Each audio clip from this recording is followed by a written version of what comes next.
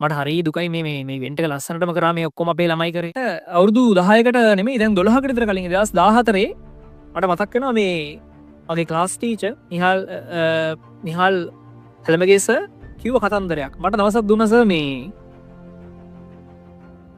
Class trip එකක් organise කරන්න කියලා. පොඩි වැඩක් නේ. හරි මං ඉතින් පොඩි වැඩක් නේ දෙන්නම් වැඩේ කියලා හිටියා. ඉතින් පොඩි වැඩක් නේ ක්ලාස් ට්‍රිප් එකක් ඕගනයිස් කරන. ඉතින් ඔක්කොම මං සාමාන්‍ය ටිකක් අන්තිම වෙලාවෙනේ වැඩ කරන්නේ. ඉතින් මේ අනිත් ටික ඔක්කොම ලෑස්ති කරලා ඉවර වෙලා මේ අන්තිමට දැන් බස් එකකටත් ඔය ටික කාට කලින් කතා කරලා මේ කන්ෆර්ම් කරේ නෑ බස් එකක් හරිනේ කියලා. ඉතින් හිටියා. ඒ අන්තිම දවසේ වෙනකොට බස් එකක් නෑ දැන්. අන්තිම දවසේ වෙනකොට බස් එකෙන් එක්කෙනා කියනවා මේ ඉතින් ඔයා කන්ෆර්ම් කරේවත් ඇඩ්වාන්ස් කරේවත් නෑ. ඉතින් අපි වෙන එකක් බාරගත්තා. හදිස්සියේ ඒ දවස් දෙකක හොයාගන්න හෙට වෙනකොට යනවා කියන බස් එකක් නෑ. ඒකේ මට හෙන අවුලක් ආවේ වෙලාව. ඒකෙන් මට වැඩේ කරගන්න බැරි වුණා ඒ වෙලාවේ. කොහොම හරි ඊට පස්සේ සර් ඒක මැනේජ් කරගත්තා. ඊට පස්සේ මට සර් කියපු දේ මට හැමදාටම මතකයි. සර් කිව්වා මම එකෙන් අවුලෙන් ඉන්නකොට සර් කිව්වා අනුරාධ වැඩ කරන මිනිස්සුන්ට තමයි වැඩ වරදින්නේ. වැඩ නොකරන මිනිස්සුන්ට වැඩ වරදින්නේ නැහැ. වැඩ කරන මිනිස්සුන්ට තමයි වැඩ වරදින්නේ කියලා. ඒ නිසා ඒක හරි ඇත්ත කතන්දරයක්. අපි වැඩ නොකර හිටියනම් අපි මේවා try කරලා බැලුවේ නැත්තම් ඔයා පාඩම් කරේ නැත්තම් දැන් ඔයා බලන්න ඔයා මේ දැන් අවුරුදු පහුගිය කාලේ වැඩ කරලා ගණන් කීයක් වැරදිලා ඇද්ද හදන්න කියලා. ඔච්චර දුෂ්කරතාවලට මුහුණ දෙන්න නයිට් කීයක් ගහලා ඇද්ද? ඔච්චර දුක් විඳලා ඇද්ද? මේ අපහසුතාවයන්ට ලක් වෙන්නේ වැඩ කරන මිනිස්සු. වැඩ නොකරන මිනිස්සුන්ට මුකුත් අපහසුතාවයක් නැහැ. ඒගොල්ලෝ නයිට් ගහන්නෙත් නැහැ, වැඩ කරන්නෙත් නැහැ, ගානන් එකක්වත් වරදින්නෙත් නැහැ. ඒ ඉතින් ගණන් හදන්නේ නැහැ නේ වරදින්නේ. ඒ නිසා වැඩ කරන මිනිස්සුන්ට වැඩ වරදින්නේ. ඒ නිසා වැඩ වරදීම ගැන කනගාටු වෙන්න එපා. ඉස්සරහට වැඩ කරන්න. ඕනේ තරම් ප්‍රශ්නේ ඔයාට ඔයා ගැන සැකයක් හිතන තැන් එයි. මිනිස්සු ඔයාව සැක කරන තැන් එයි. මිනිස්සු ඔයාව පල්ලෙහාට දාන තැන් එයි. මිනිස්සු ඔයාව සංසන්දනය කරන තැන් එයි. ඕන තරම් තැන්ගේ ඒ හැම්ම තැනකදී මතක තියාගන්න ඔයා 100ට 4 ඇතුළේ ඉන්න කෙනෙක්. ඒ හින්දා ඔයත් එක්ක ලේසි වෙන්නේ නැහැ කියලා මතක තියාගන්න. 100කින් 4ක් අතර ඇතුළේ වෙච්ච කෙනෙක් ඔයා. ලේසි වෙන්නේ නැහැ ඔයත්. ඒ මුළු සමාජයේදී මතක තියාගන්න. ඒක ලොකු වැඩක්.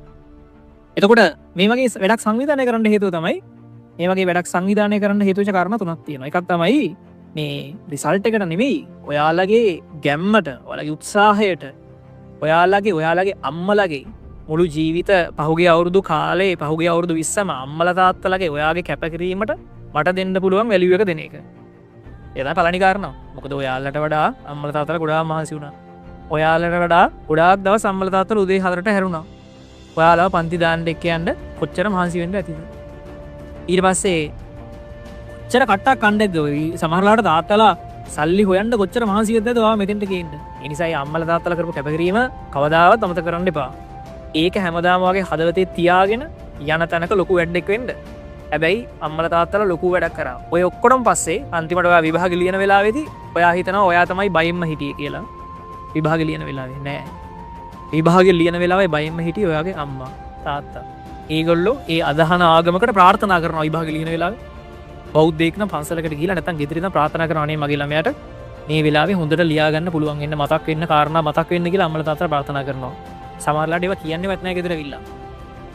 මේ A level වලදී විතරක් නෙමෙයි O level වලදී ශිෂ්‍යත්වයේ දවසේදී මේ හැම දවසකදී මේ අම්මලා තාත්තලා ප්‍රාර්ථනා කරනවා. ඒ කියන්නේ ඇත්තටම ඒ පැය ගානෙත් වැඩියම බයෙන් හිටියේ ඔයා නෙමෙයි. ඒ පැය ගානෙත් වැඩියම බයෙන් හිටියේ වැඩිම ගින්දරක හිටියේ අම්මයි තාත්තයි. ඒගොල්ලෝ ඉන්න තැනක ඉඳන් ප්‍රාර්ථනා කරනවා. මොකද මමත් දන්නවා එහෙම වුණා කියලා. මටත් කිව්වේ නෑ. මටත් හැබැයි එහෙම වුණා කියලා දැනගන්න ලැබුණා මගේ අම්මයි තාත්තයි. එතකොට ඒ නිසා අපේ යහපත වෙනුවෙන් ඒගොල්ලෝ හැමදාම ප්‍රාර්ථනා කියන්නේ කරන්න පුළුවන් සියලු දේ කරලා අවසාන වශයෙන් ප්‍රාර්ථනාවකුත් කරනවා. කරන්න පුළුවන් සියලු දේ කරලා අවසාන වශයෙන් ප්‍රාර්ථනාත් කරනවා ඔයාලට දැනකට යන්න පුළුවන් වෙන්න කියලා. ඒ නිසා යන හැම තැනකදීම දැන් ඔයාලා මෙතනින් පස්සේ තව අවුරුදු 10ක් ඇද්දී ලෝකේ ලොකු මිනිස්සු වෙයි. ලොකුම පිරිසක් වෙයි. හැබැයි අම්මලා තාත්තලා මතක තියාගන්න.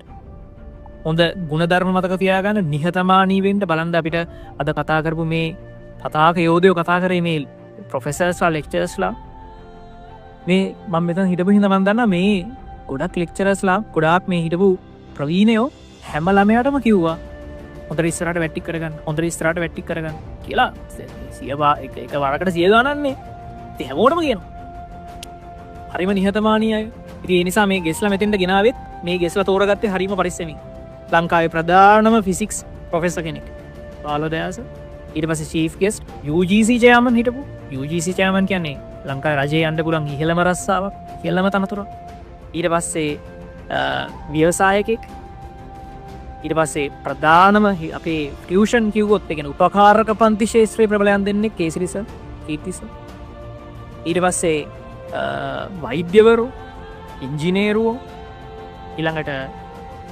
පාසල් ගුරුවරයෙක් ප්‍රධාන පෙළේ මේ ළමයි එක වැඩ කරමු. ඉතින් මේ හැම චරිතයකම ගන්න ගොඩාක් දේවල් තියෙනවා. මේවා හරි මහා රෝස ගස් ඉගෙන ගන්න ගොඩාක් දේවල් තියෙනවා. අපිට දකින්න ගොඩාක් දේවල් තියෙනවා. මේ හැම වචනකින්ම ගන්න ගොඩාක් දේවල් තියෙනවා. ඒ නිසා ඉස්සරහ අවුරුදු 10 ප්ලෑන් කරන්න ඒක තමයි ගොඩක් වැදගත් වෙන්නේ.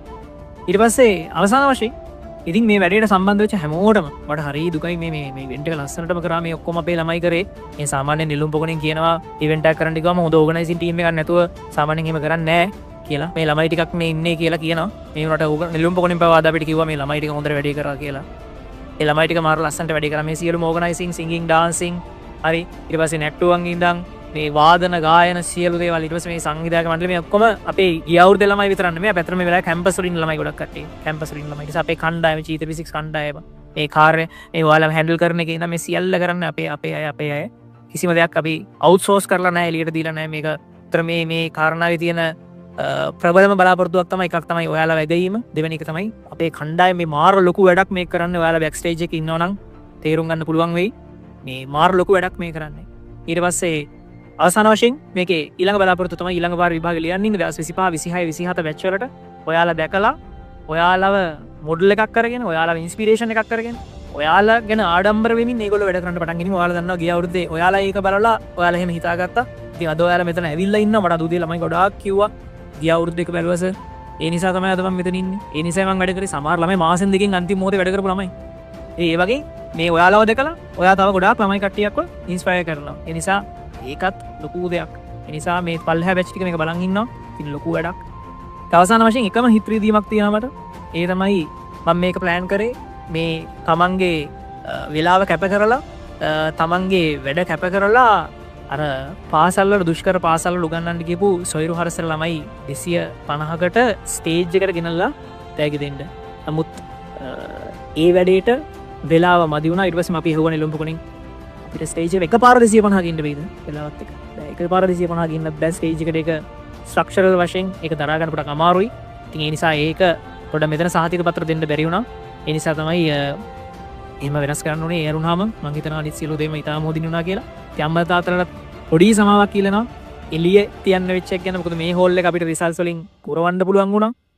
ඊට පස්සේ සොයිරු හරසර කණ්ඩායමත් උඩ හිටියා. ඊට පස්සේ ඒ නිසා ඒක තමයි වෙච්ච එකම කාරණාව. ඉතින් අවසාන වශයෙන් කියන්න තියෙන්නේ අපි අපේ ජීවිත ඉටිපන්දම් වගේ අපි පත්තු වෙනවා, දීප්තිමත් වෙනවා, දැවෙනවා, දැවිලා ඉවර වෙනවා. ඉතින් ඔය දැල්වෙන කාලය ඇතුළත පුළුවන් තරම් ජීවිත ගානක් ඉන්ස්පයර් කරන්න, එළිය කරන්න, ලෝක වෙනස් කරන්න ඔයාලට බැරි නම් කාටවත් බෑ. මොකද ඔයාලා තමයි 100% ඔයාලට බැරි නම් කාටවත් බෑ. මෙතෙන්ට ආවා කියන්නේ ආයි වෙන කරන්න බැරි දෙයක් නැහැ. ඒ නිසා වැටෙන හැම වෙලාවෙම මතක තියාගන්න ඔයාලට බැරි නම් කාටවත් බෑ. එහෙනම් අවසාන වශයෙන් එතෙන්ට ලොකු පිරිසක් ආපු එක ගැන බොහොම සතුටුයි. මොකද මං හිතුවේ නෑ මේ වෙලාවේ මේ කැම්පස් පටන් ගන්න වෙලාවේ මෙච්චර පිරිසක් එයි කියලා. 1000කට ආසන සංඛ්‍යාවක් මෙතන ඉන්නවා. ලොකු පිරිසක් මූලික මට්ටමේ කියන්නේ ෆිසික්ස් ඒ තියෙන කට්ටියකින් 1000කට ආසන සංඛ්‍යාවක් ඉන්නවා. තව ඉන්නවා තමයි. ඒ හින්දා බොහොම ස්තුතියි. වැඩේ ලස්සනට තිබුණා කියලා හිතනවා. එහෙනම් මගේ කතාව මම ප්ලෑන් කරපු කතන්දරේ නෙමෙයි මේක. මගේ කතාව මෙතනින් ඉවර කරනවා.